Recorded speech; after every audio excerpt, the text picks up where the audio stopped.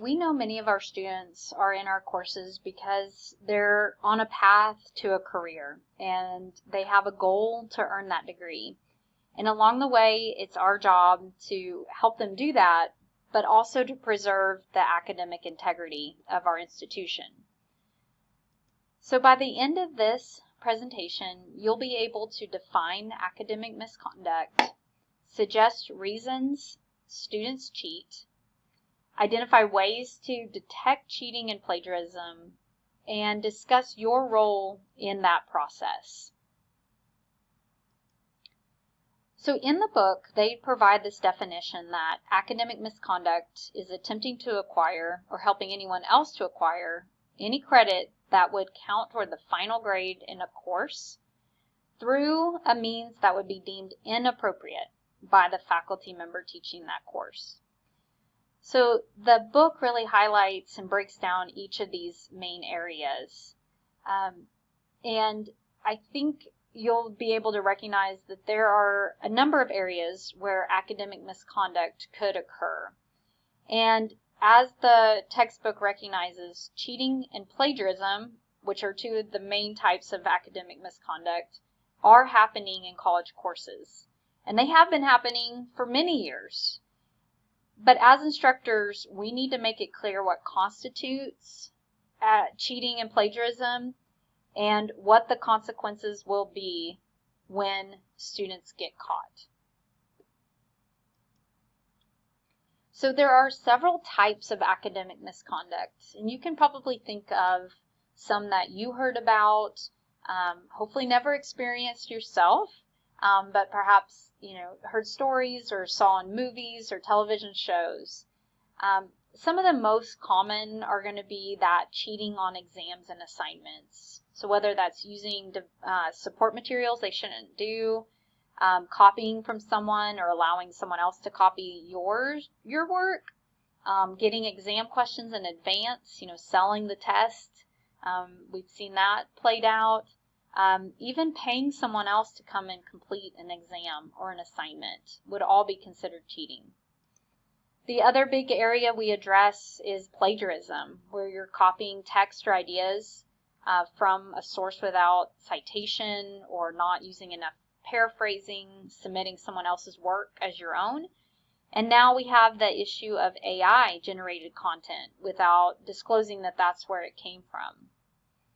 Another potential area of misconduct is in the unauthorized collaboration. So this is where you might have an online class and the instructor says, you can use open notes, but you can't get together to collaborate to answer questions.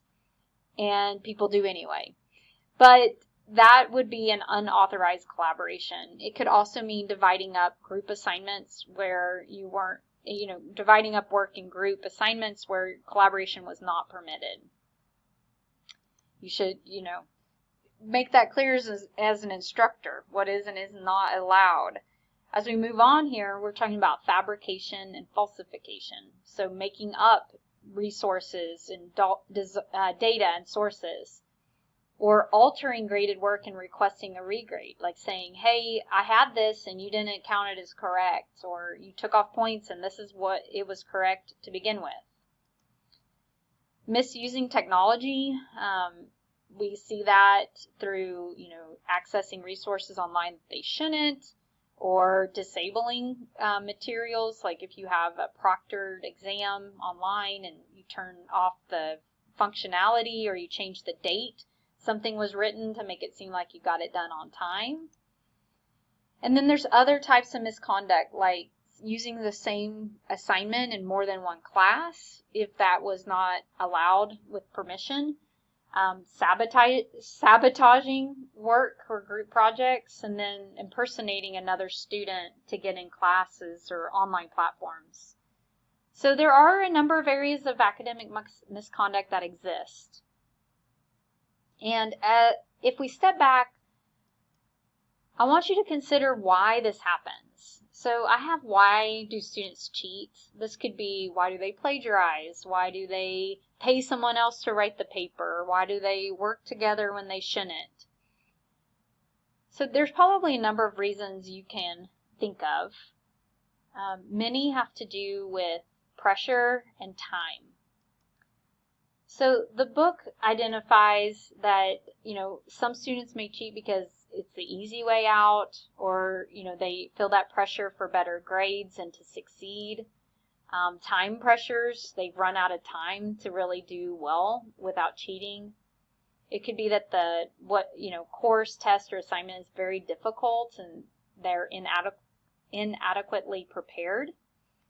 They may not care that much about the material to learn it themselves. Faculty are not enforcing academic integrity or reporting cheaters, so they feel like they can get away with it. That's a little bit of this community-wide prevalence of cheating, or the perception of that. Many of the students that I have visited with about plagiarism simply claim that they didn't know that that's what it was, that they had done that in high school without any repercussions, so they thought it was fine to approach their work that way. Another one that I thought was interesting is this idea that the instructor is doing such a poor job or is not a good teacher, that they don't need to be honest. They're not worthy of honesty, and that's a shame. So there's a number of reasons students cheat. In the book, and I apologize this is cut off in my screen recorder, but I'll get it in the PowerPoint slides. There's a number of pages in the book that provide 40 suggestions for how to catch a cheater or prevent cheating. And it specifically highlights some of the behaviors you might notice during an exam or quiz that could kind of tip you off that something isn't right here. And the same with plagiarism. There's usually some cues that this isn't their original work, and it may need a little bit more attention. This incorrect format or file issues is one I often see, not for plagiarism, but to buy them more time to get the assignment done. So if they submit the assignment and it's not the right file type or it won't open, they can buy a little more time to get the work done. And so sometimes it's an honest mistake, and then sometimes they're doing it on purpose. So just something to consider. The textbook recognized that for universities who have an honor code, there's a significantly less prevalence of cheating issues because students are made aware of this. Part of the Texas Tech alma mater is actually Strive for Honor Evermore, and then it ends with Long Live the Matadors. So our students know that. They sing it at many athletic events and commencement.